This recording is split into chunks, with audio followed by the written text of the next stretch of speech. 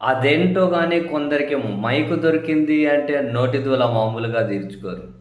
Mic దొరికితే నోటి దూల. ఈ మధ్య సినిమా వాళ్ళు అయితే కొందరు పని కట్టుకొని మాట్లాడుతూ ఉన్నట్లు అనవసరంగా అసంబద్ధమైన, అసమంజసమైన మాటలన్నీ మాట్లాడుతూ పోతూ ఉంటారు.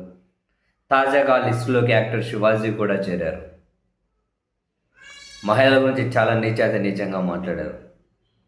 సో దీని మీద అందరూ కూడా తీవ్రంగా విరుచుకుపడ్డారు. చివరికి తెలంగాణ మహిళా కమిషన్ శివాజీకి నోటీసులు ఇచ్చింది. ఈ నెల 27వ తేదీన ఉదయం 11 గంటలకి విచారణకు హాజరు కమ్మని నోటీసులు పేర్కొన్నారు. వాళ్ళు నెక్స్ట్ పోలీస్ కేసు వరకు కూడా వెళ్తూ ఉన్నట్టున్నారు. పోలీసులకు కూడా అలర్ట్ చేసినట్లయితే సమాచారం. ఇదే విషయాన్ని మహిళా కమిషన్ చైర్మన్ గారు, తెలంగాణ మహిళా కమిషన్ చైర్మన్ గారు కూడా చెప్పారు. తెలంగాణ మహిళా కమిషన్ నోటీసులు ఇచ్చింది. సో అందరూ తీవ్రంగా విరుచుకుపడతారు. ఈవెన్ రామ్ గోపాల్ వర్మ అయితే దర్శకుడు, నీ పిచ్చి మాటలు, నీ ఏమంటారు ఈ సెన్స్ లేని మాటలు మీ ఇంట్లో వాళ్ళు వినేటట్లయితే పోయి వాళ్ళకు చెప్పు, బయటకు వచ్చి ఇట్లా పిచ్చి మాటలు మాట్లాడదు, అవన్నీ మడిచి ఎక్కడ పెట్టుకోవాలి అక్కడ పెట్టుకో, నాన్ సెన్స్ ఏంటి ఇదంతా అని చెప్పి ఆయన కూడా తీవ్రంగానే విరుచుకుపడ్డారు. సో ఈ పరిస్థితిలో శివాజీ ఒక వీడియో రిలీజ్ చేసి మహిళలకు క్షమాపణలు చెబుతూ ఒక వీడియో రిలీజ్ చేశారు.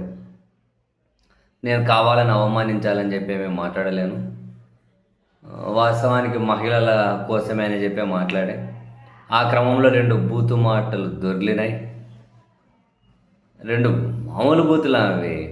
అసలు ఎట్లా మాట్లాడతారో పబ్లిక్ నిజంగా అర్థమే కాదు. బూతు మాటలు దొర్లినాయి.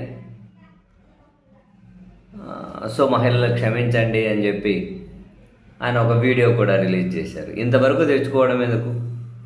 ఇప్పుడు మళ్ళీ మహిళా కమిషన్ దగ్గరికి విచారణకి వెళ్ళాలి. ఆడేం టర్న్ తీసుకుంటుందో తెలియదు. మైకు దొరికితే బ్యాలెన్స్డ్గా మాట్లాడాలి కదా, మైకు దొరికితే బాధ్యతగా హుందాగా మాట్లాడాలి కదా. మనం మాట్లాడే మాటలు ఫస్ట్ మన ఇంట్లో వాళ్ళే శ్రోతలు అన్న విషయం మైండ్లో గుర్తుపెట్టుకోవాలి ఎవరైనా. మనం ఏం భాష మాట్లాడుతున్నాము అది మన ఇంట్లో వాళ్ళే ఫస్ట్ శ్రోతలు, అది గుర్తుపెట్టుకొని మాట్లాడాలి. మనం సెలబ్రిటీలం, సో ఎక్కువ మంది చూస్తారు, కాసింత హుందాగా పద్ధతిగా మాట్లాడాలన్న కనీస సెన్స్ కూడా ఎందుకు కరువు అవుతుందో అర్థం కాదు ఇట్లాంటి వాళ్ళకి.